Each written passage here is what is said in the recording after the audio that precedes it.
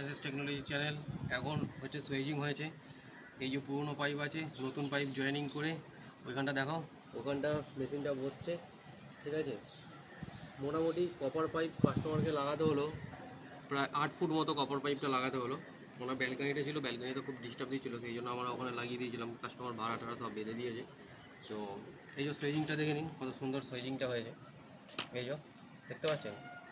এই যে অ্যাকচুয়ালি মোটাটাকেই সুন্দর করে করতে হয়, সরুটাও হয়ে যাবে, সরুটা করে তারপরে ভিডিওটা দিচ্ছি আপনার কাছে।